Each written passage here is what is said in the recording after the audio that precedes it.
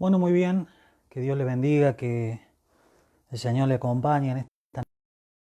Hoy estamos comenzando una nueva transmisión en vivo, la posibilidad que nos da el Señor de poder reencontrarnos en esta noche para poder seguir aprendiendo esta importante doctrina de escatología bíblica que hemos comenzado ya esta es la tercera clase ya, que estamos desarrollando lo que es, en este caso, luego de la clase de introducción a las tres visiones con respecto a la escatología, poder ver el estado intermedio. ¿Qué sucede en el momento que fallecemos? ¿Qué acontece en el momento en que nuestro cuerpo queda aquí enterrado, nuestra alma va donde nosotros decidamos y de la forma en que hayamos vivido, de acuerdo a las normas que el Señor establece en su palabra, sobre todo las normas de vida que establece la nueva ley, el nuevo pacto, y el espíritu vuelve a Dios, dice la palabra de Dios? Entonces, es importante para nosotros poder arrancar con el pasaje con el que quedamos al final del anterior. Por eso le invitamos que usted tome nota, que usted tome la posibilidad de poder agarrar su cuaderno, tome su Biblia en la medida de lo posible que le permita buscar, y si no, anote el pasaje. Total, en este lugar se va a leer el pasaje, pero lo importante es que pueda también preguntar en el caso que haya alguna duda, un interrogante. Usted puede obviamente hacer la consulta pertinente.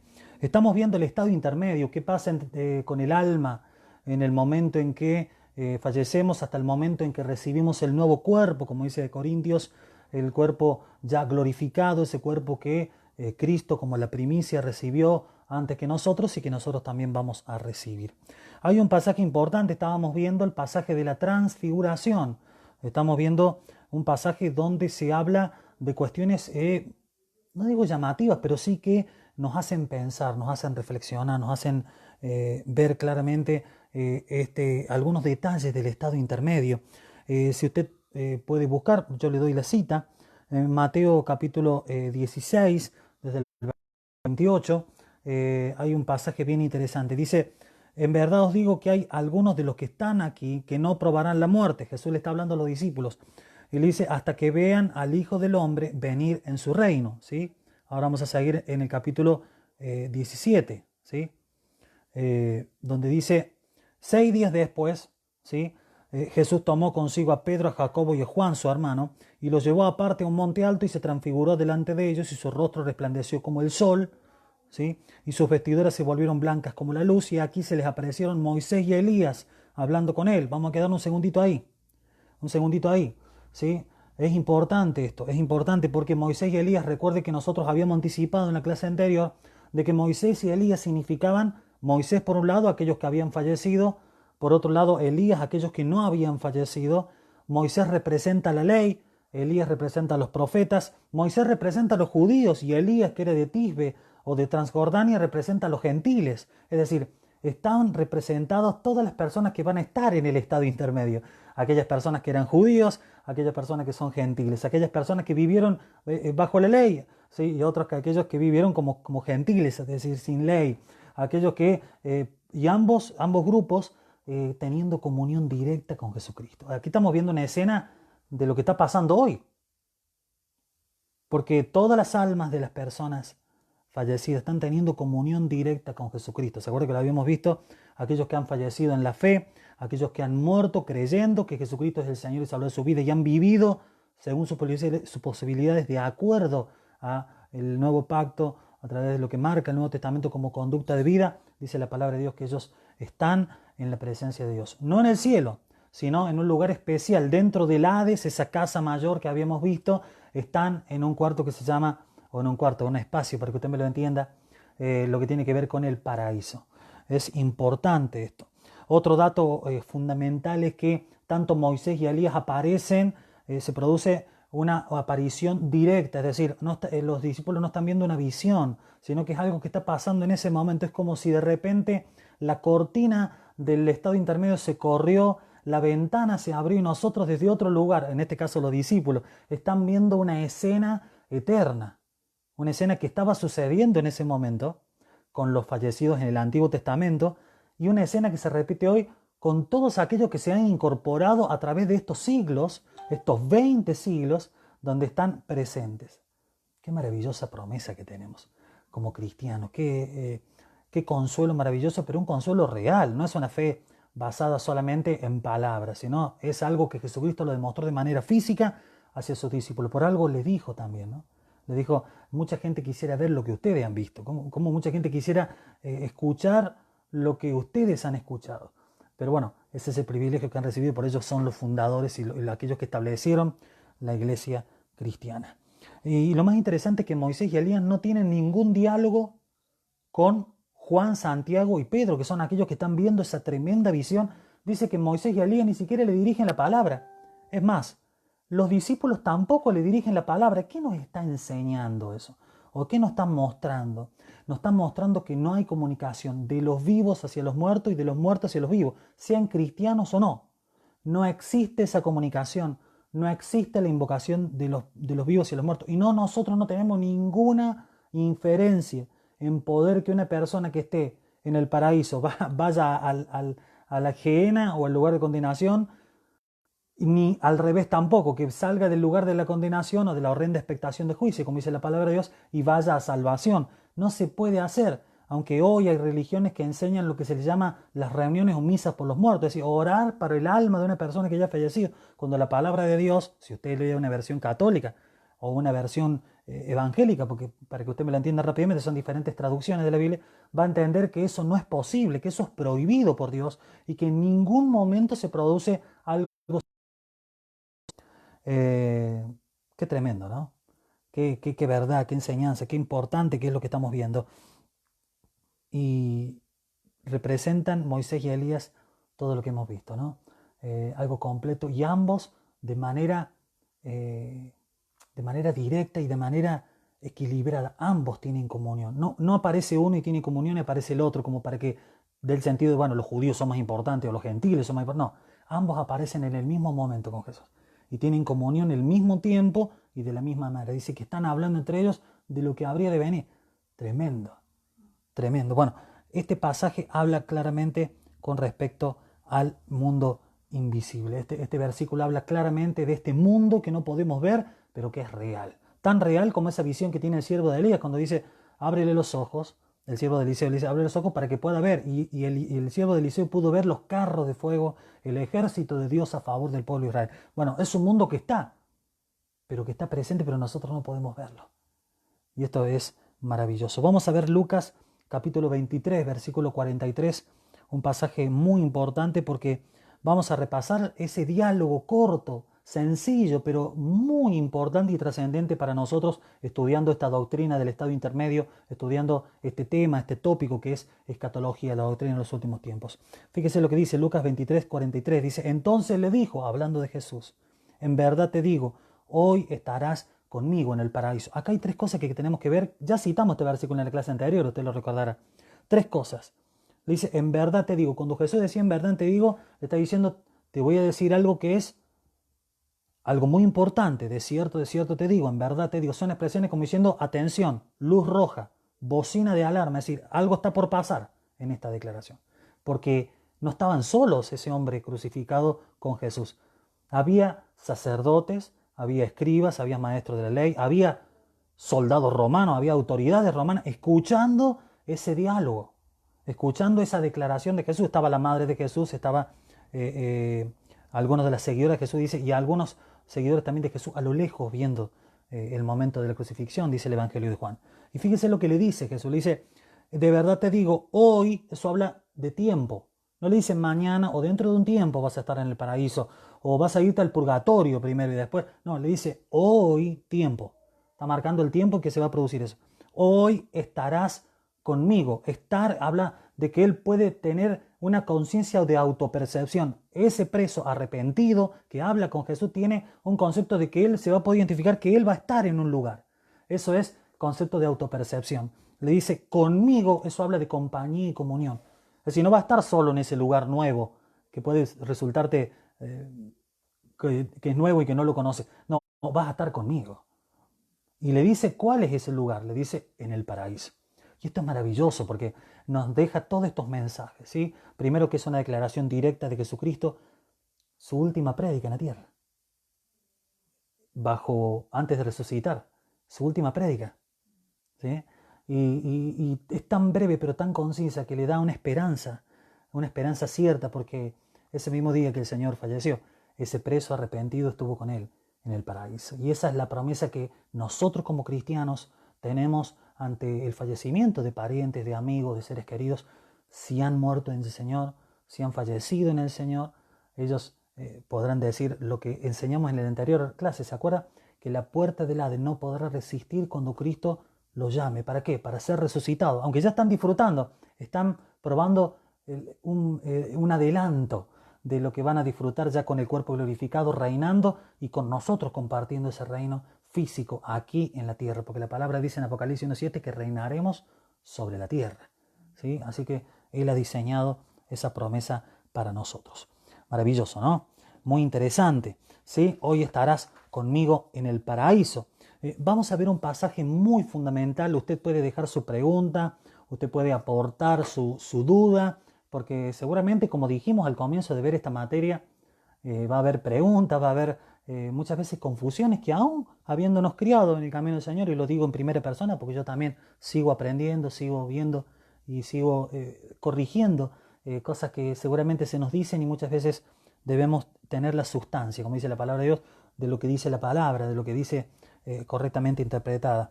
Fíjese en 2 Corintios capítulo 12, el versículo 2 y 4, porque muchas personas empezaron a preguntar esto: ¿dónde está el Hades? ¿Dónde está esa casa mayor? ¿Dónde está el lugar donde es el paraíso?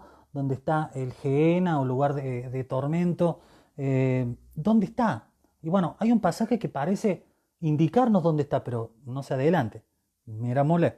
2 Corintios 12, el versículo 2 al 4 dice: conozco a un hombre en Cristo. Este pasaje lo leímos, en la clase anterior.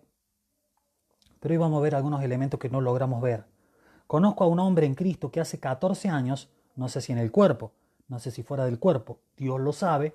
Atención, porque esto también deja por lado esta doctrina que hay en la iglesia de que se puede hacer un viaje astral, ¿sí? El viaje astral es poder despegarte de tu cuerpo y tener una visión extracorpórea de algo espiritual y demás. Hay religiones que lo creen y hay ciertas doctrinas dentro de lo que se denomina el mundo cristiano que creen esto. Por eso es interesante que Dios haya permitido la aclaración de Pablo. ¿Se dio cuenta? Dice: no sé si en el cuerpo, no sé si fuera del cuerpo, Dios lo sabe. Como diciendo, yo no lo sé. Lo que pasó realmente no puedo afirmar que salí de mi cuerpo, pero Dios lo sabe. Como diciendo, la verdad completa. Y si uno sigue analizando, acuérdense que la Biblia se interpreta panorámicamente, toda la Biblia.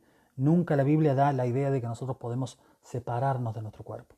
Y esto hay que ser claros, ¿sí? Que personas a punto de fallecer hayan tenido la sensación de que esa es otra cosa, pero no podemos afirmarlo doctrinalmente a través de la Biblia. Esa es una pequeña aclaración que no habíamos visto la anterior vez. No sé si fuera del cuerpo, Dios lo sabe, el tal fue arrebatado hasta el tercer cielo. Y acá se arma la primera confusión. Uno dice, bueno, parte de la Biblia dice que el cielo también es el paraíso, o formaría parte del paraíso. Bueno, arrebatado al tercer cielo quiere decir que el cielo o el paraíso está arriba. Ahora, estoy planteando preguntas, ¿no? Después las vamos a resolver. Entonces, usted me explicó, me dirá usted que el Hades estaba conformado por dos habitaciones. ¿Cómo? Está partida esa casa. Una parte está en el cielo y otra parte está debajo de la tierra, como la gente cree que el infierno, se ha hecho esta cultura popular que el infierno está ¿dónde? Abajo, supuestamente. Bueno, o por lo menos se ha malinterpretado algunos pasajes que supuestamente dan a entender esto. Pero mire lo que dice: que fue arrebatado del paraíso y escuchó palabras inefables que al hombre no se le permite expresar. Pablo está hablando de esto y da a entender supuestamente de que el paraíso, el lugar de la morada de los justos, estaría arriba, ¿sí? Ahora, le tengo una mala noticia: la Biblia no dice dónde está el Hades. No dice si está arriba y abajo. Y usted me dirá, bueno, ¿cómo se puede interpretar esto? Bueno, vamos a leer un pasaje más. Yo planteo las preguntas también para que usted también pueda participar del otro lado y también para después plantear las respuestas, ¿sí? Estamos planteando las dudas que seguramente, como a usted y a mí, nos ha tocado al leer la Biblia. Fíjese lo que dice Efesios capítulo 4, el versículo 4 al 7. Mire lo que dice la palabra de Dios. Dice: hay un solo cuerpo y un solo espíritu, así como también vosotros fuisteis llamados a una misma esperanza de vuestra vocación.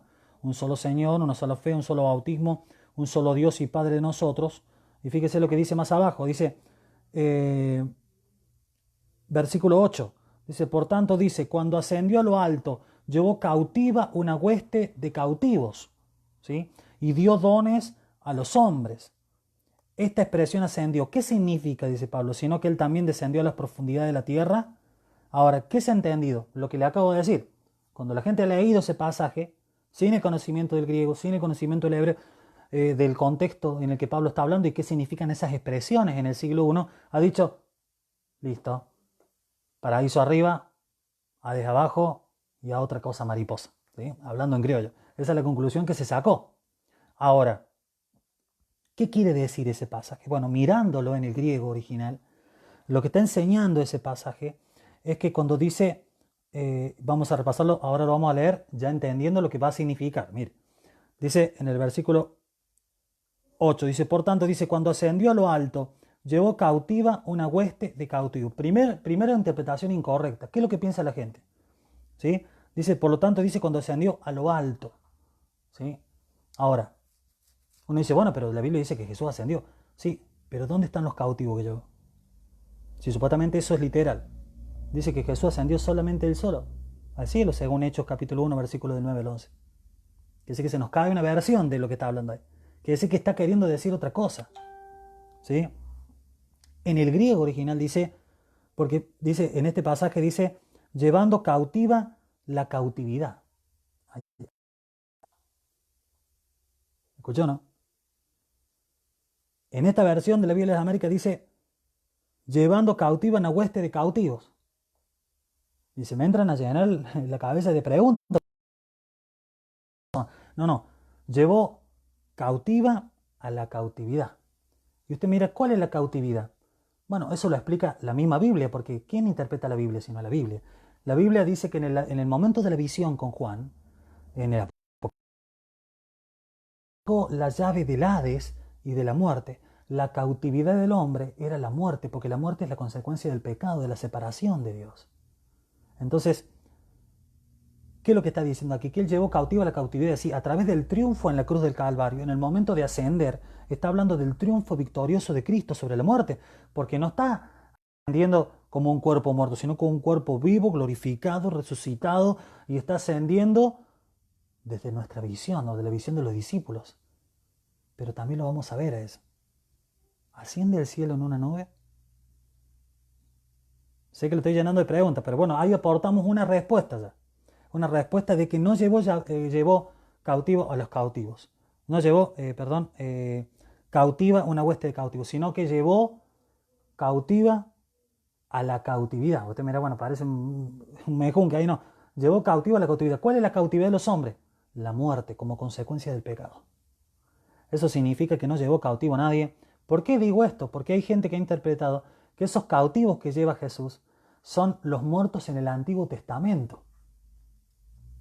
Que Jesús baja al tercer cielo y le predica a personas. Acuérdense que la Biblia no permite la predicación o no se permite el contacto con las personas, personas que ya han tomado una decisión de vida, que luego de la muerte, dice la Biblia que hay una sola vida y después el juicio. Es decir, no hay la posibilidad de que Cristo haya hecho eso los 3 días que estuvo, entre comillas, en el sepulcro, su cuerpo. Queda claro, ¿no? Es decir, ¿qué quiere decir primero esto? Que él llevó cautivo, ¿qué? Personas, no cautivos. Llevó cautivos a la cautividad, ¿sí? Yo tengo las llaves del Hades y de la muerte, ¿sí? Por eso digo que la Biblia se interpreta a sí misma. No podemos hacerle decir algo que nosotros querramos o algo que nos hayan enseñado. Tenemos que siempre interpretarlo a la luz de lo que dice el lenguaje original. Por eso es importante siempre capacitarnos en el Señor. Dice, por tanto, dice, cuando ascendió a lo alto, llevó cautivo una hueste de cautivos y dio dones a los hombres. Esta expresión ascendió, ¿qué significa? Sino que él también descendió a las profundidades de la tierra. El original dice, descendió a la tierra. Te cambió todo. Porque dice la Biblia en Filipenses, dice que él se despojó de su gloria, dice, y descendió y se hizo en forma de siervo, ¿sí? Esta idea de que dejó de decir, claro, entonces ¿cuándo asciende? Claro, asciende para recuperar esa gloria que él mismo renunció y se autodespojó para poder vestirse de cuerpo humano y poder salvarnos en esta vida. ¿Y qué pasó cuando dice que descendió? y descendió, claro, a las profundidades de la tierra. ¿Cuál es la profundidad de la tierra? El lugar donde están los pecadores en la tierra. Por eso es la profundidad de la tierra. No es que cavó un pozo y se metió adentro del Hades, ¿se entiende? O bajó al Gehenna a predicarle a almas cautivas. No, esa es una interpretación equivocada desde el conocimiento del lenguaje original y de lo que representaba en esa época de la iglesia. En esa época. Entonces por eso es importante conocer el contexto y conocer el lenguaje original para que no nos confundamos. ¿Sí? Muchas veces, obviamente de manera inocente, porque yo también creía lo mismo. Es decir, creía lo mismo que usted estaba creyendo hasta hace 5 minutos. Entonces, por eso es importante que nosotros tomemos nota de esto y nos quede claro cómo es el panorama. Dios no se contradice, no hay leyes especiales para cierto grupo de personas. Es necesario que se viva una vez y después el juicio. Dice la palabra de Dios. No hay prédica para nadie en el momento luego del fallecimiento. Esto tiene que quedar en claro. Y segundo, el hecho de que llevó cautiva no cautivos, ¿sí? Sino la cautividad. ¿Cuál es la cautividad? Yo tengo la llave del Hades y de la muerte. Yo tengo la llave de las personas que están condenadas o salvas. Yo tengo la potestad sobre esas personas. Y yo tengo el poder de la muerte. ¿Por qué dice eso? Porque Él venció la muerte. Y Él tiene el poder de hacer que esa persona vuelva a la vida con un cuerpo glorificado. Así que ese es el mensaje que deja Apocalipsis capítulo 1, versículo 7. Y lo que estábamos viendo también de Efesios capítulo 4, ¿no? Es interesante, ¿no? Es interesante. Es decir, podemos decir entonces que el Hades es un lugar físico, claramente. ¿Es un lugar visible? Claramente no. ¿Está en un lugar donde nosotros podemos señalar arriba o abajo?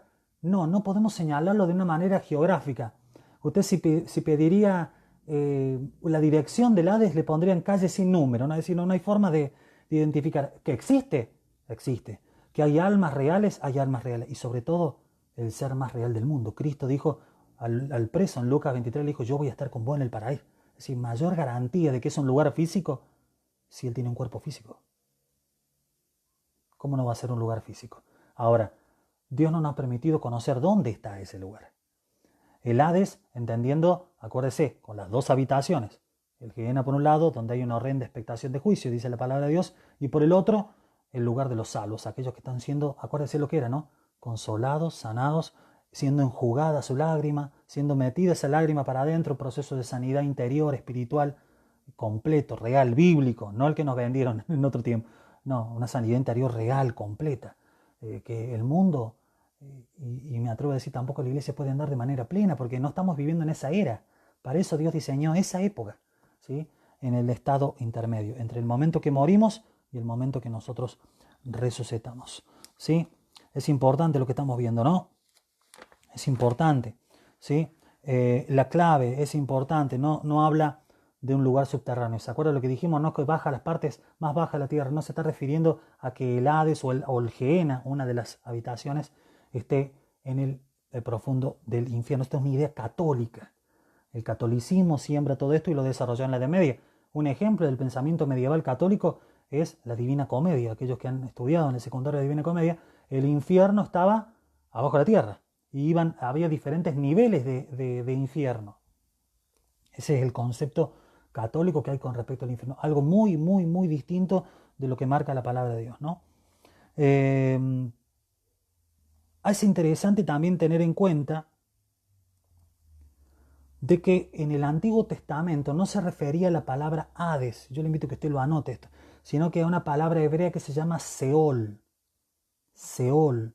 El Seol es lo que se considera la morada de los muertos, similar al Hades, nada más que una es una palabra hebrea y otra es una palabra griega, ¿sí? Esto es importante porque nosotros vamos a ver algunas cuestiones del Antiguo Testamento, usted va a tener que anotar algunos pasajes porque vamos a aprender algunas cuestiones bien interesantes que habla con respecto al Antiguo Testamento a este mismo lugar, ya no bajo el nombre, la nomenclatura de Hades, sino bajo el nombre o nomenclatura de Seol, ¿sí? Así que es importante esto. Usted me dirá, bueno, no me dijo dónde queda el Hades. Es que la Biblia no nos ha permitido conocer eso. No nos ha permitido conocer eso. Y si Dios ha prohibido, es para nuestro bien. Dice la palabra que tiene pensamientos de bien y no de mal hacia nosotros. Es decir, le ha permitido conocer o no conocer. Así como usted como padre, aquellos que lo son, no le revela cuestiones que pueden dañar el conocimiento, los sentimientos de su hijo. No porque usted le esté mintiendo. Simplemente que está salvaguardando su salud mental, su salud y su integridad. Y además porque él sabe, porque él vive en nuestros tiempos, sabe que no nos haría bien conocer ese lugar. Quiere decir que cada vez que usted lee en la Biblia versículos que hablan con respecto a arriba o abajo, siempre está dándole la visión de lo que ven los discípulos, lo que están viendo esas personas. ¿Se acuerda el versículo de Apocalipsis cuando le dice, antes de darle la visión en el capítulo 2, dice que el ángel le dice, sube acá? ¿Cómo? Entonces usted me dice, bueno, entonces el cielo queda aquí. No, tiene otra explicación. Cada vez que se producía la llegada al lugar santísimo, el lugar de revelación directa de Dios, porque Juan está teniendo una visión, el lugar santísimo te quedaba un poco más arriba que el lugar santo. Por eso le dice, sube acá. Pero bueno, es un detalle nada más. Pero un detalle que aclara un versículo. Entonces, es importante esto, ¿no? No nos hagamos la idea de arriba o abajo con respecto al paraíso. Es un lugar espiritual donde hay almas, es un lugar directo, un lugar donde hay comunión, pero también recordemos que aunque es un lugar físico, es un lugar que no se nos permite conocer que no nos permite conocer su ubicación. ¿Pero qué es un lugar físico? Claro que sí. La única manifestación trina de Dios está presente en ese lugar.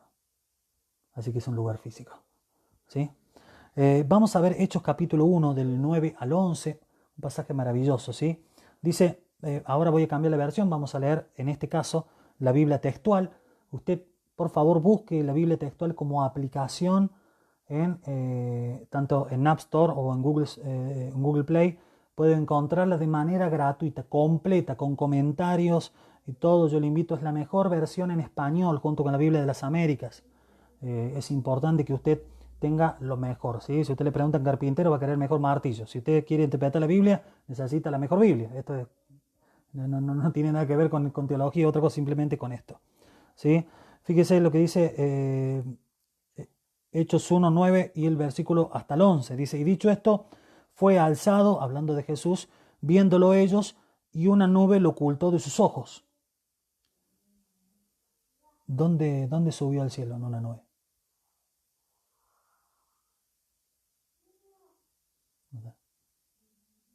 Dice que fue alzado, pero no dice que fue ascendido hasta el cielo.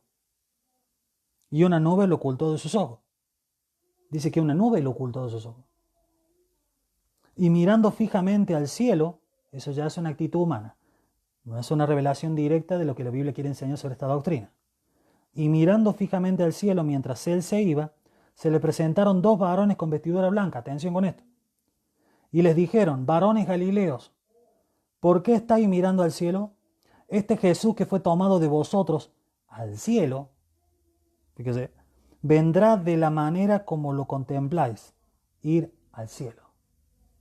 ¿Dónde se va una persona resucitada con el cuerpo glorificado? ¿Dónde está? En el cielo. Las almas en el estado intermedio, ¿tienen cuerpo? No, por eso no van al cielo.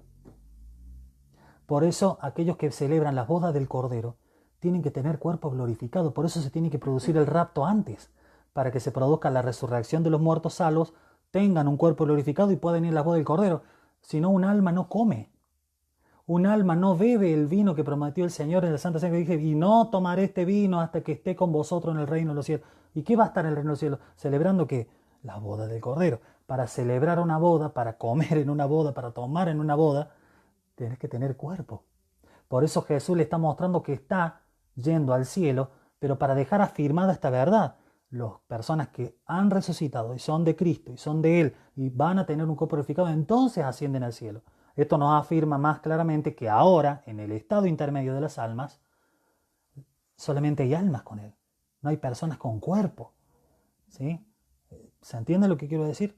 Entonces, es fundamental este pasaje. Fíjese, manifiesta tres cosas. Primero, la victoria de Cristo total, lo que le decía recién, glorificado, habiendo sido rechazado por su pueblo, golpeado, torturado y muerto, resucita sin ninguna herida física, solamente las que Él decide mantener en su cuerpo como testimonio para nosotros de que es Él, las marcas en su cuerpo, en su costado, ¿sí? En sus manos y en sus pies.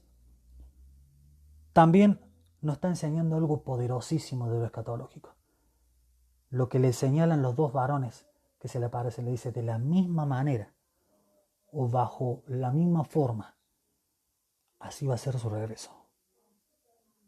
Y esto es maravilloso, porque nos está hablando de que la segunda venida del Señor se va a producir de la misma manera. Va a ser visible ante todos, ¿sí? va a representar su regreso a través, dice que las nubes no le permitieron ver a los discípulos a dónde iba Jesús. ¿Sí? Algo similar va a ser el rapto con nosotros. La gente no va a saber a dónde hemos sido arrebatados y a dónde estamos.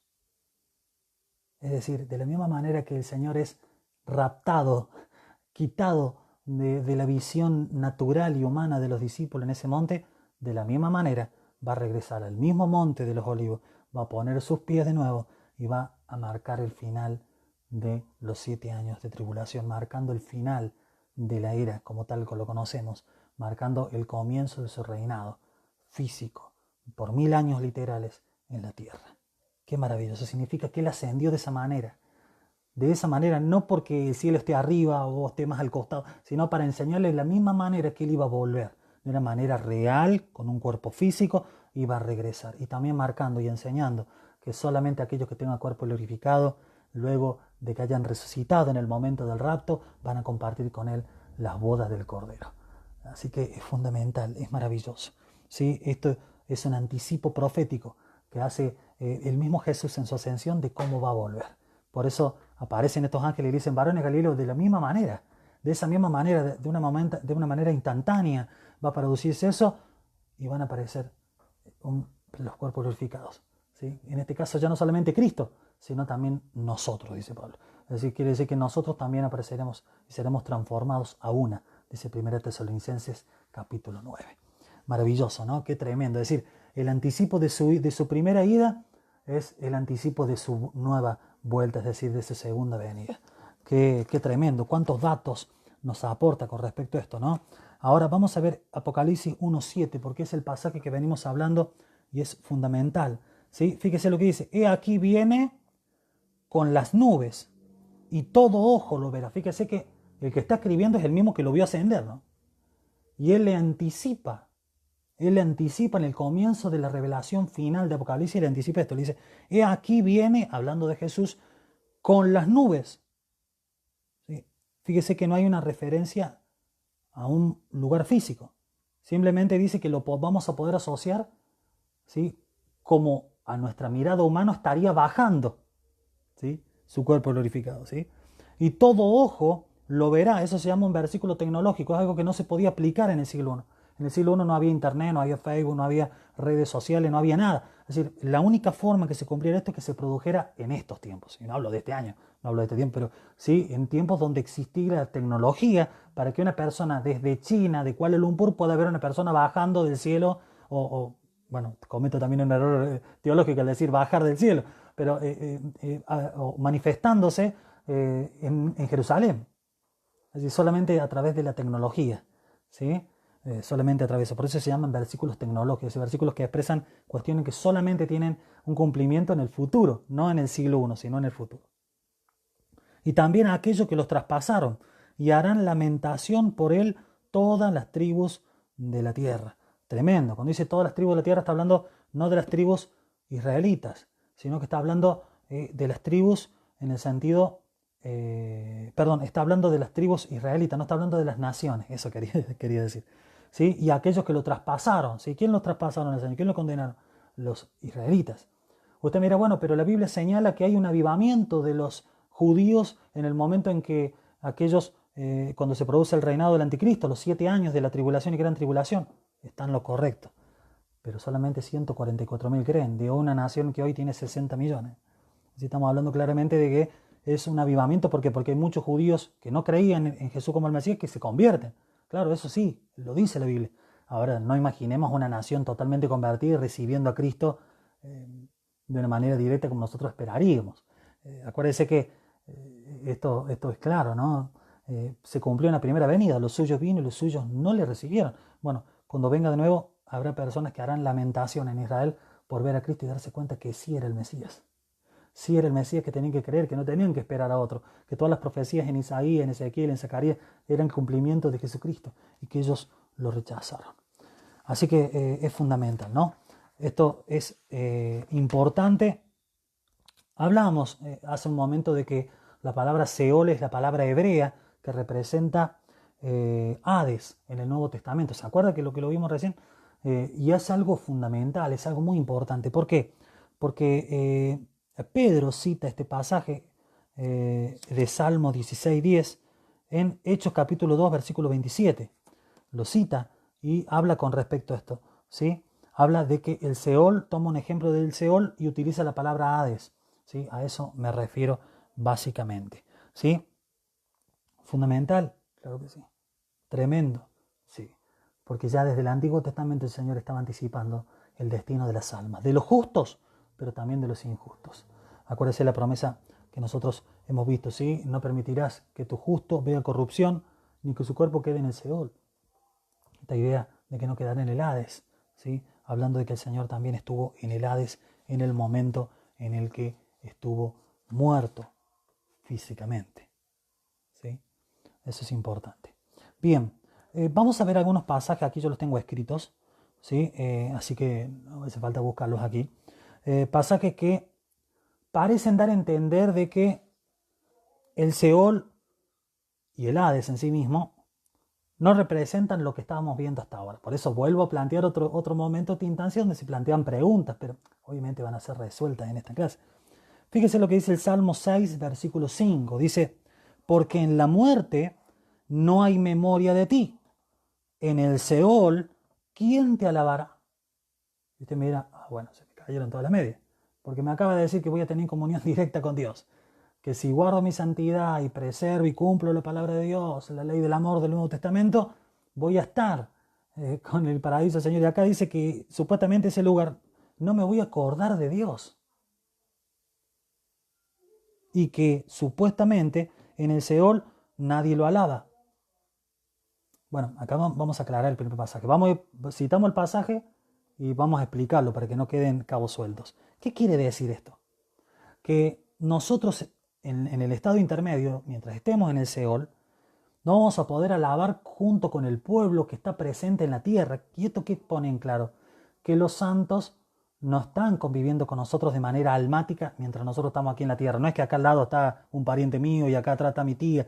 ¿Se entiende lo que quiero decir? A eso se está refiriendo, ¿sí? Por eso dice, porque en la muerte no hay memoria de ti, como diciendo, yo no voy a poder alabar junto con el pueblo de Dios en la tierra, ¿sí? Por eso dice, en el Seol, ¿quién te alabará? Es decir, ¿cómo esa persona estando en el Seol, estando en la expresión que se refiere al Hades, va a poder alabar a Dios junto con el pueblo? No puede, porque está en ese lugar. No puede salir de ese lugar y comunicarse con los vivos. No puede estar con el mismo lugar que están los vivos. Por eso no hay que creer en los fantasmas. Puede haber una expresión corpórea de un demonio, eso es otra cosa. Puede haber una expresión corpórea de un ángel, eso es otra cosa. Pero no de personas que hayan fallecido. A eso se refiere el Salmo capítulo 6, versículo 5. ¿Se entiende lo que estamos explicando? Vamos al siguiente pasaje que también nos daría, entre comillas, alguna confusión, pero bueno, lo vamos a aclarar. Dice, no alabarán los muertos a Yahweh. Ahí dice Jehová en su Biblia, pero está mal traducido, Yahweh. Ni cuantos descienden al silencio. Pero nosotros bendeciremos a Yahweh desde ahora y para siempre. Aleluya. Eso dice el Salmo 115, versículos 17 y 18. Ahora, también plantea una cuestión, ¿no? Dice, no alabarán los muertos a Yahweh. Dice, ni cuantos descienden al silencio. Pero nosotros, hay dos grupos, ¿se dieron cuenta? Están los muertos y están nosotros, hablando de que hay dos lugares, ¿sí? Dice, bendeciremos a Yahweh desde ahora y para siempre. ¿Nosotros vivimos en la tierra para siempre? No. Eso significa que en el Seol, en la habitación del paraíso, se alaba a Dios. ¿Escuchó, no? Se alaba a Dios. Porque si no, no se puede cumplir que vamos a bendecir, a adorar verbalmente, a confesar el nombre de Yahweh, de Jehová, desde ahora y para siempre. Sí, el desde ahora lo puede cumplir en la tierra desde ahora, pero ir para siempre, solamente se necesita eso. Y también nos aclara estos dos grupos, ¿no? Los muertos no te alaban, pero nosotros, hace una aclaración, pero nosotros, otro grupo, aquellos que te alabamos desde ahora. Entonces, si lo alabamos ahora, lo vamos a alabar por siempre. Y esto es fundamental. ¿Qué versículo? Es decir, aunque esto también quiero dejarlo claro, desde los salmos, solamente desde los salmos no se puede enseñar doctrina, porque los salmos expresan emociones humanas, pero también tienen algunos pasajes muy puntuales, como estos que estamos viendo, que pueden confirmarse en otros versículos del Nuevo y el Antiguo Testamento, y podemos desarrollar esa doctrina que yo le acabo de explicar. Lo digo para que quede claro, ¿no? Y el tercer pasaje, que también podría, entre comillas, llevar a confusión, dice, porque el Seol no te exaltará, ni te alabará la muerte, ni los que descienden al sepulcro esperarán tu verdad. Mire lo que dice este pasaje. El que vive, este te alabará. Como yo hoy, el Padre hará notoria tu verdad a los hijos. ¿Sí? Fíjese que si uno lo lee así completo, parece derribar toda la enseñanza que hemos armado hasta ahora. Pero esto tiene una explicación. Esto se encuentra en Isaías capítulo 38, el versículo 18 y 19. Usted le puede buscar, anótelo, léalo en varias versiones en lo medida de lo posible. Dice, porque el Seol no te exaltará. ¿El Seol es una persona o es un lugar? Es un lugar. Quiere decir que el Seol de manera completa no puede alabar a Dios, porque dentro del Seol, que es el Hades, hay dos habitaciones. Está el lugar de condenación y el lugar de salvación o el paraíso. Claro, por eso el Seol en sí mismo, en todo, no te va a alabar, porque hay un sector de personas que están en horrenda expectación de juicio. Lo rechazaron en vida y lo van a rechazar en muerte también. Por eso el espacio de separación. ¿Se acuerda la historia de Lázaro y el rico? El espacio de separación. ¿Sí? Ni te alabará la muerte. Dice, claro, ¿cómo va a alabar la muerte? Claro, pero démosle un fundamento bíblico. ¿Quién es arrojado al lago de fuego? El Hades y la muerte. ¿Sí? La muerte como consecuencia del pecado. La muerte como concepto de separación. ¿Sí? Es arrojado. ¿Sí? Porque comienza la eternidad. Y esperemos que todos nosotros estemos ahí, ¿no? Es la expectativa que también Él tiene porque Él nos ama. ¿Sí? Dice, ni los que desciendan al sepulcro esperarán tu verdad. Y usted dirá, bueno, ¿cómo se interpreta eso? Bueno, no hay más prédica, no hay más posibilidad de salvación. Por eso los que descienden al sepulcro no esperan la verdad, porque ya pasó el momento de la verdad. La representación de la verdad para los israelitas era la adoración en el tabernáculo, porque el acceso al lugar santo tenía un título que se llamaba la verdad. Si usted accedía al lugar santo y podía ver ese lugar, en el dintel decía la verdad. Quiere decir que era el acceso al israelita a la adoración a Dios, a la ley. Por eso dice, los que van a sepulcro no van a esperar, no esperarán tu verdad, diciendo, no vamos a poder acceder no vamos a poder acceder al pacto de la ley, que en ese tiempo estaba vigente, la ley mosaica, no vamos a poder acceder a la adoración, porque ya bajamos al sepulcro. Y si le negamos, no podemos acceder a eso. ¿Se va entendiendo lo que significa realmente el pasaje? Y mire lo que dice, el que vive, este te dará la mansa. Como diciendo, tiene la oportunidad de adorar a Dios. Acuérdense que Isaías le hablaba a un pueblo que le adoraba con la boca, dice el capítulo 1, pero que su corazón estaba lejos de él. Entonces él está hablando a ese pueblo, como diciendo, este es el momento de alabarlo, pero alabarlo en serio. Es decir, a través de la forma en que nos conducimos, la forma en que hablamos, la forma en que actuamos. También podemos sacar una lectura devocional para este tiempo, ¿no? Podemos cantar muchas canciones, podemos predicar muchas cosas, pero la gente se va a quedar con los hechos. Y Dios hace lo mismo. Y fíjese lo que dice aquí.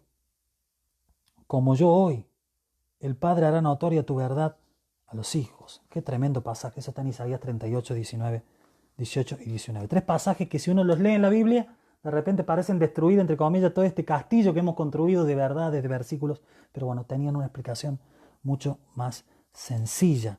Qué interesante, ¿no? Qué importante. Vamos a leer un pasaje maravilloso. 27, versículo 13.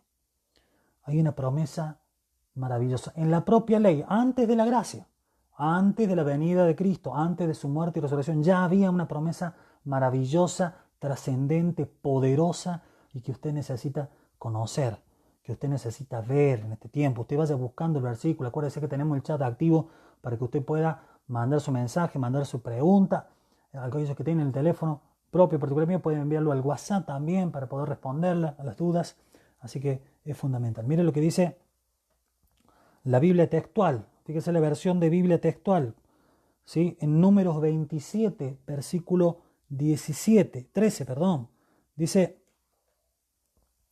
y cuando la hayas contemplado, ¿sí? Está hablando el Señor a Moisés antes de su muerte. Presta atención, antes de su muerte. Y cuando la hayas contemplado, tú también serás reunido a tu pueblo, como fue reunido Aarón, tu hermano. Hay una promesa maravillosa aquí. Primero que él está viendo la tierra prometida. Usted dice, bueno,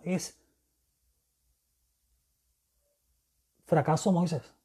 No pudo entrar a la tierra prometida. 80 años, desde el momento del llamado, los 40 años en el desierto. Fracasó Moisés, tenía 120 años, ¿no? Pero uno va a decir, bueno, fracasó. 40 años conduciendo el pueblo en el desierto. Uno se queda con un sabor agrio. No sé si a usted le pasó si lee esta historia. Pero él le hace una promesa maravillosa y escatológica. Y él le dice, y cuando la hayas contempla, como diciendo, mírala bien a la tierra. Como diciendo, necesito que compares a donde están entrando a ellos, a donde vas a entrar vos. Para como diciendo, no se compara al lugar donde vos vas. Porque mire lo que dice. Y cuando la hayas contemplado, tú también serás reunido a tu pueblo. ¿Sí? La palabra pueblo aquí significa familia. Significa tribu. Y esa es promesa para nosotros. Moisés fue fiel toda su vida. ¿Tuvo errores? Sí. Y tengo varios para contarles si quiere. Pero de todos ellos se arrepintió. Se dolió. Y cambió. La parte más complicada. Cambiar. Porque las lágrimas no salen solas. Ahora los cambios son difíciles. Mire lo que dice aquí. Cuando la hayas contemplado, tú también serás reunido a tu pueblo, como fue reunido Aarón, tu hermano. Otra promesa. Aarón, su hermano, ya lo estaba esperando ahí. Hacía poco tiempo que él había perdido a su hermano. Y él le da esa promesa. Por eso es importante estudiar la Biblia. Porque la Biblia trae esperanza en los tiempos de dolor. Y una esperanza cierta, porque dice la Biblia que los discípulos pudieron ver a Moisés. En alma, pero entró en la tierra prometida. Porque él estuvo ahí con Jesús y con Elías, en ese monte de la transfiguración. ¿Qué quiero decir con todo esto? ¿Qué pasaje le promete algo? Le dice, mira toda esa tierra que va a recibir el pueblo. Vos los guiaste a entrar a esa tierra. Vos no entrás a esa tierra, pero vos vas a entrar a un lugar donde te vas a reencontrar con tu pueblo, con tu hermano. Yo creo que no lo pude ver, pero creo humildemente desde este lugar, 2020 años después, o casi 4.500 años después, podríamos decir que murió con una sonrisa, sabiendo que iba a reencontrarse con su familia, del otro lado, en el paraíso. Qué pasaje, ¿no? Y eso habla de el estado intermedio. Pero no solamente eso, sino que ya sabemos, y esto lo repasamos, ya sabemos quién estaba esperándolo también del otro lado. Lo que él nunca pudo ver. ¿Se acuerda la visión de Moisés? No podrás ver mi rostro, pero sí mis espaldas, le dice. Y él pasa por medio y él pudo contemplar a Dios, pero no con su rostro. Hebreos capítulo 1 dice que Jesucristo es la revelación directa de Dios. Y cuando habla de eso dice, es la imagen misma de su sustancia. Traducido en criollo, el rostro de Dios. Por eso Moisés recibió el mejor premio. El pueblo recibió la tierra, pero él recibió la eternidad. Y una eternidad completa con su familia, esperándolo. Entonces, por eso nosotros como cristianos vivimos la realidad del estado intermedio totalmente distinto a lo que lo viven las personas que no tienen, como dice Pablo, sin Dios y sin esperanza en este mundo. Y si imagínese si la gente que no conoce al Señor no tiene esperanza hoy. Imagínese la muerte en la mente y en el corazón de las personas que no tienen esperanza. Por eso ahí tenemos que estar como iglesia para llorar como el que llora, dice la Biblia, y reír con el que ríe. ¿Sí? Ahora, por eso debemos entender, ¿sí?, que este lugar y esta promesa está hecha para nosotros. Amén. Vamos a ver una idea realmente llamativa, ¿sí? ¿Se acuerda que habíamos explicado que se había interpretado algunas doctrinas? Hablan de un lugar que nombrar en griego el nombre para poder después nombrarlo libremente y que usted pueda entender de qué se trata, que es el limbus patrum. El limbus patrum, que luego se traduce como limbo, ¿sí? Es denominado, según la doctrina católica, como un lugar de espera y que solamente estuvo disponible hasta la llegada de Cristo. Y las almas de los creyentes, ahora después de Cristo, van directamente a estar con Dios. Ese es un concepto que se tuvo, como diciendo que Jesús sí llevó cautivo a los cautivos, que ya lo corregimos ese pasaje, dijimos que llevó cautivo a la cautividad. Y este limos patrum, dicen los católicos en su doctrina, que hace que todos los santos del Antiguo Testamento hayan sido llevados con el Señor al cielo. ¿Qué aprendimos nosotros? Aprendimos que, según la palabra de Dios, nadie puede estar en el cielo hasta el momento de las bodas del Cordero. Y es allí, en el rapto, donde se produce la resurrección de los muertos en el Señor. Y es interesante que diga los muertos en el Señor porque abarca también el Antiguo Testamento. Y eso significa que reciben su cuerpo, las almas de los justos que están en el Hades, salen del Hades. ¿Se acuerdan que dice las puertas del Hades no podrán prevalecer contra la iglesia? Se abren las puertas, salen todas aquellas personas que y recuperan un cuerpo físico ya glorificado. Esa es la promesa que nos marca la palabra del Señor en 1 Tesalonicenses capítulo 4. Ya vamos a llegar a ese pasaje porque forma parte de esta doctrina. Entonces, este es el concepto. Ahora, ¿qué aprendimos nosotros? Que este es un concepto incorrecto. Este no es el concepto que la palabra del Señor explica, sino que todos ellos están juntos conviviendo. ¿Qué nos quiere decir esto? Que allí donde conviven nuestros parientes fallecidos, no solamente están aquellos que han creído en Cristo, sino aquellos santos justos del Antiguo Testamento también presentes. Ahora te me dirá, un lugar bastante amplio el patio. Sí, es amplio. Es amplio porque imagínense todas las personas que a través de la historia han creído y han vivido de acuerdo a las justas demandas de Dios, como dice Pablo. Bueno, están juntos. Ahora, qué enseñanza, ¿no? Los cristianos a veces en la tierra, divididos por denominaciones, por conflictos, pero en el Hades están todos juntos. ¿No nos querrá enseñar eso algo también? Juntos, teniendo comunión entre ellos y Cristo en el centro, como siempre tuvo que ser. ¿No nos querrá dar un mensaje también a nosotros? Porque nos dice, bueno, ¿cómo aplico escatología? Suena muy de otra época. Se aplica así. Qué interesante sería que hagamos un pequeño paraíso entre nosotros. Sería interesante, ¿no? Ahora vamos a ver un pasaje, 1 Pedro capítulo 3. Anote por favor este pasaje porque es importante. Ya revisamos la hora. 1 Pedro capítulo 3, el versículo 18 al 20. ¿Sí? Este es uno de los pasajes para muchos más oscuros. ¿Sí? Y ya lo vamos a leer de esta manera. ¿Sí? Fíjese lo que dice 1 Pedro 3, el versículo 18 al 20. Dice, porque también Cristo padeció una vez por los pecados. Estoy leyendo Biblia textual. El justo por los injustos, para llevarlos a Dios. Muerto en la carne, acá viene la clave. Muerto en la carne, pero vivificado en el espíritu. Pero espíritu figura con minúscula.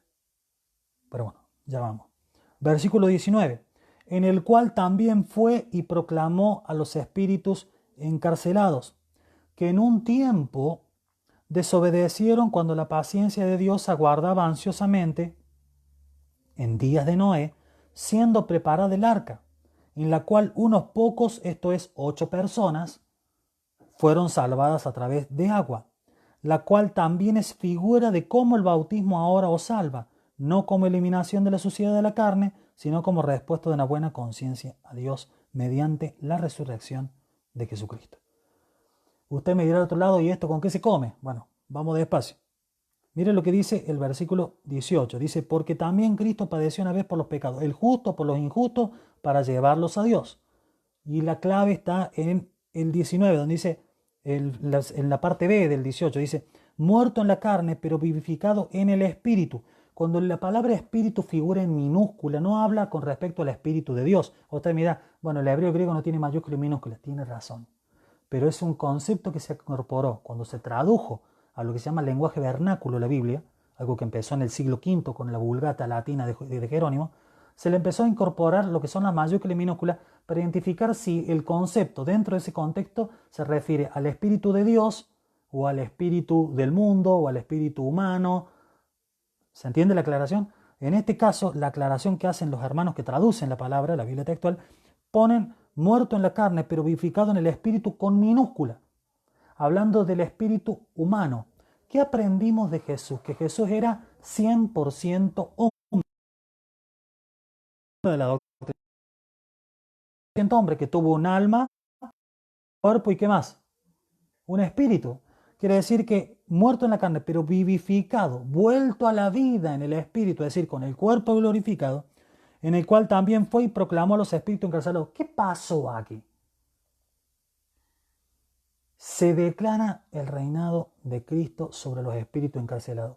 ¿Cuáles son los espíritus encarcelados? ¿Qué se ha dicho a través de la historia? Se ha dicho que estos espíritus encarcelados son, opción A, espíritus de ángeles que, según Génesis 6, violaron,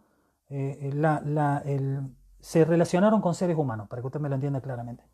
¿Sí? Opción B, dicen que son un grupo de ángeles caídos que están encerrados en un lugar que Pedro le habla en el griego, dice el tártaro o el tártaros. ¿Sí? Y opción C, no sabemos qué es lo que pasó. No, ninguna de las tres opciones va a tener que leer aquí porque ninguna de las tres es. Ahora, ¿qué hace con respecto a la programación de los espíritus encarcelados? ¿Sí? Por eso mucha gente se toma este versículo y dice, viste que llevó cautivo a los cautivos. No. Él proclama la victoria obtenida a través de la muerte y la resurrección de Cristo. Él proclama en el lugar espiritual donde están los espíritus encarcelados su victoria sobre la muerte. Porque Satanás y los ángeles establecieron a través de su influencia en Adán y Eva y toda su genealogía la incorporación del pecado en la tierra. Entonces, aquellos espíritus encarcelados que están encarcelados por violar y relacionarse con los seres humanos son aquellos que pueden percibir a Jesucristo resucitado diciendo, ¿lo vieron? Yo vencí la muerte. Lo que trajeron ustedes sobre la tierra, yo lo vencí. Lo que ustedes trajeron, el pecado y la muerte, yo ahora lo venzo a través de mi cuerpo. Dice el libro de Hebreos, presentado como ofrenda y sacrificio por nosotros. ¿Y qué dice el versículo anterior? Por eso el contexto literario hay que leerlo, los versículos antes y los versículos después.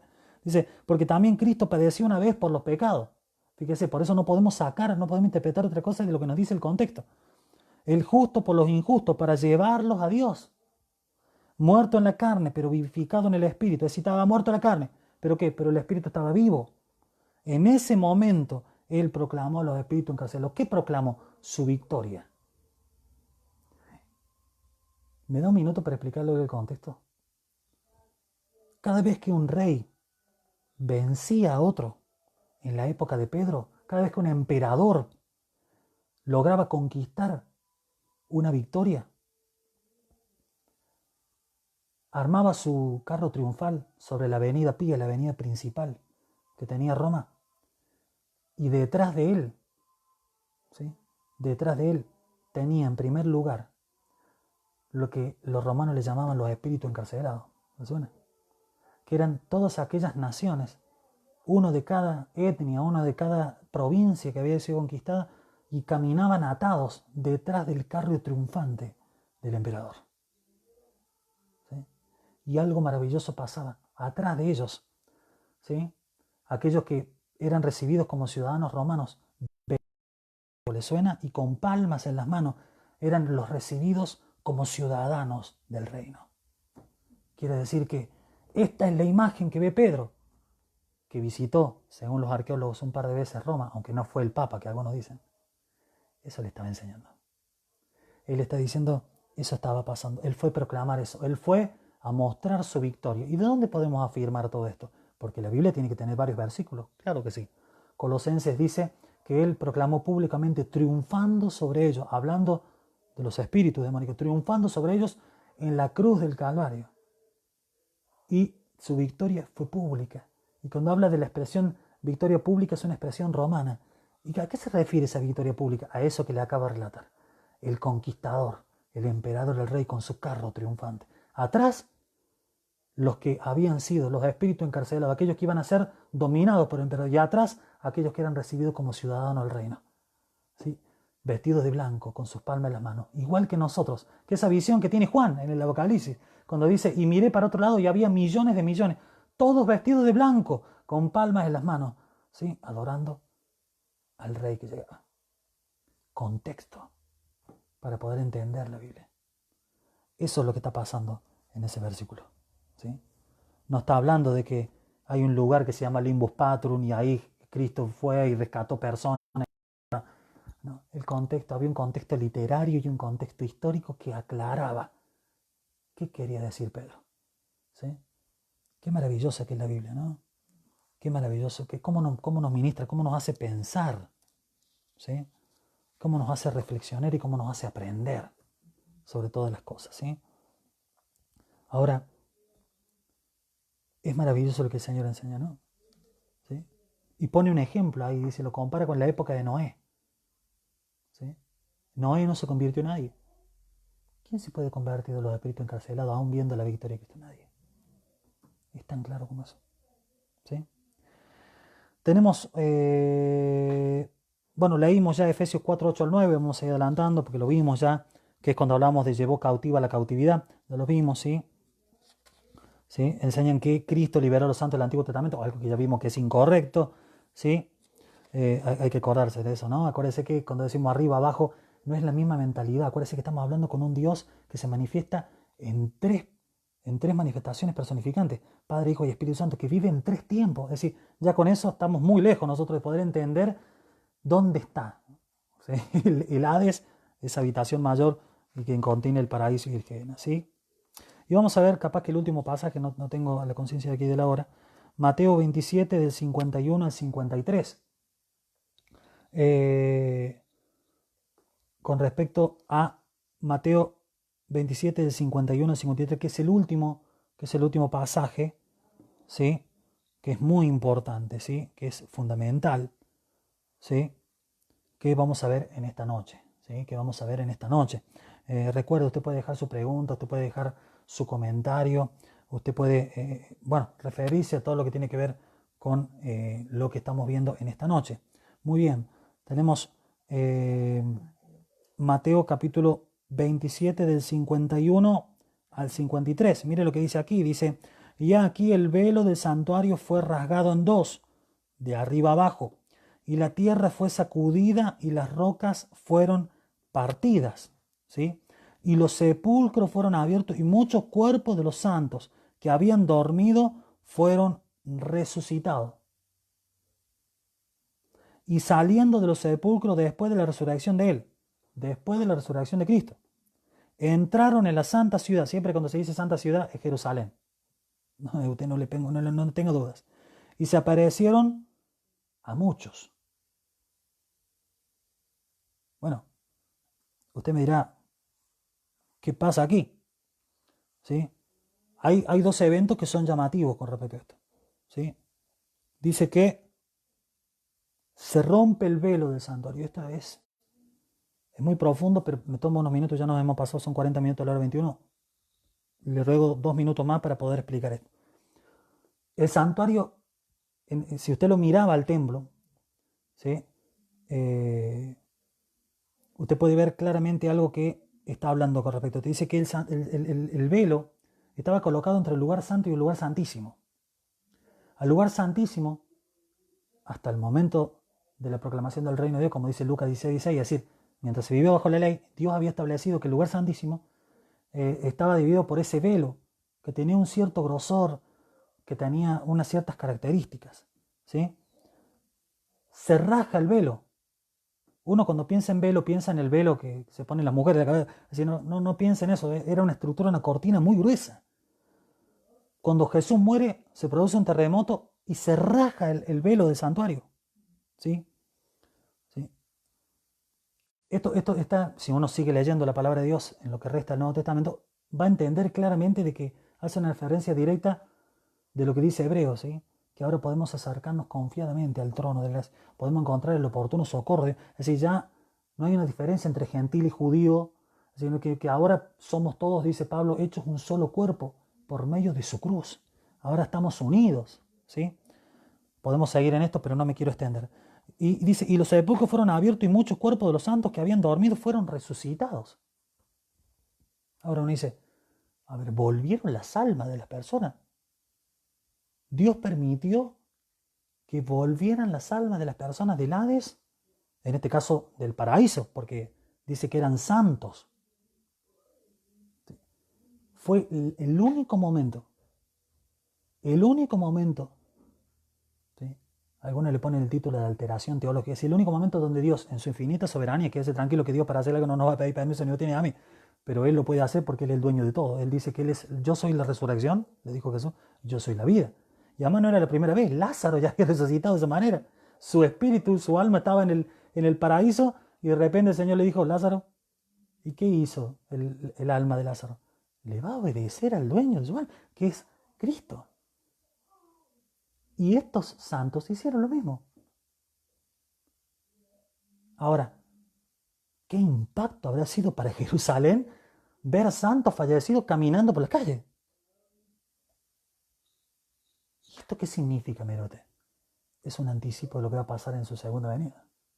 Cuando Él venga, va a pasar algo similar. Porque la gente va a ver personas cristianas fallecidas paradas en la tierra, ¿sí? Y siendo arrebatada y siendo reunida con los santos que aún hayamos quedado, dice Pablo. Es decir, es un anticipo, por eso se llama, por eso los teólogos dicen que la primera venida de Cristo marca ciertos anticipos escatológicos de lo que vamos a ver.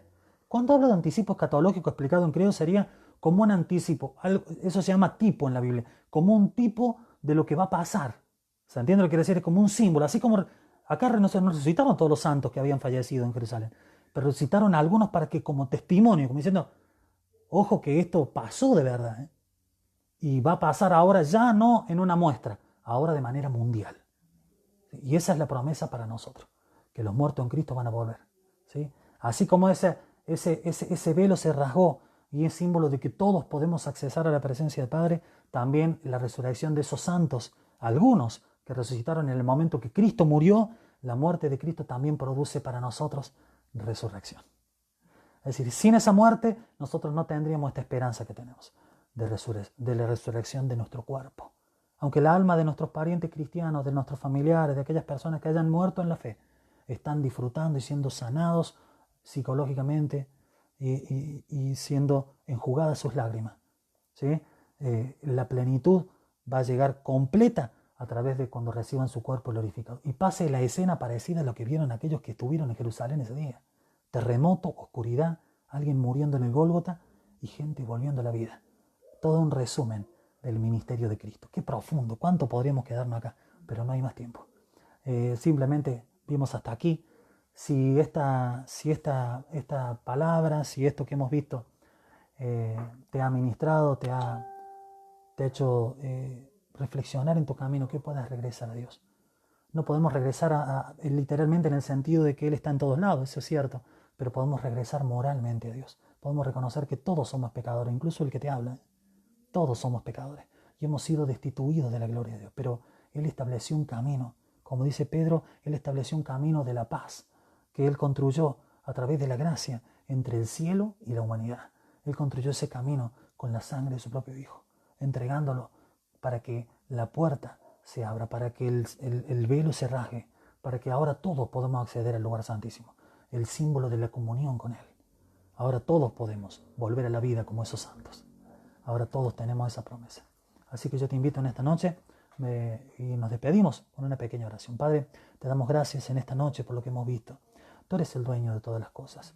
Sabemos que no lo sabremos todo, no lo entenderemos todo, pero sí tú nos has dejado lo necesario para poder, Señor, poder descansar tranquilos, tener paz en nuestro corazón, sabiendo que tú eres el dueño de todas las cosas, sabiendo que tú eres el dueño de nuestra alma, sabiendo que tú eres el dueño del destino final de cada uno de aquellos que han muerto en ti, pero también de aquellos que están negándote en su vida hoy, y tú les das hoy una oportunidad, no de volverse católico, no de volverse evangélico, sino de volverse cristiano, alguien que crea en Cristo, que crea en su sacrificio, en su muerte y su resurrección. Ministra la vida de las personas que hoy están desalentadas, que están enfermas, que están tristes, que están en problemas, que hoy puedan refugiarse en la esperanza de que tú eres un Dios que es que tú te llamaste delante de Marta y María, las hermanas de Lázaro, yo soy la resurrección y la vida. Señor, si necesitamos hoy esa vida que tú puedes dar, Señor, si necesitamos esta esperanza de la resurrección en una época de pandemia, en una época de muerte, que hoy podamos recibir esa promesa, que tú eres la resurrección y la vida. Te adoramos, te exaltamos, te bendecimos. Ministra a través de tu palabra y no a través de la palabra del hombre, no a través de la herramienta que tú has usado hoy, sino a través de tu misma santa palabra y bendita. Sea ministrando, trayendo convicción de pecado. Con esa palabra hay que decir la convicción de pecado, Señor, de justicia y también de salvación. Te pedimos que tú actúes en cada corazón, Señor, y que puedas obrar conforme a tu voluntad. En el nombre poderoso de Jesús. Amén. Amén. Mis hermanos, nos despedimos. Nos reencontramos el próximo miércoles a las 20:30 cuarta clase, el cierre de esta doctrina del estado intermedio, y ya nos metemos en tiempos escatológicos. ¿Qué pasará en el rapto? ¿Qué características tendrá el cuerpo glorificado? Y muchas otras cosas más. Así que lo invito a que se quede con nosotros, que siga aprendiendo la palabra de Dios y recuerde, capacítese, estudie la palabra del Señor, porque ellas hablan de Cristo. Que Dios le bendiga.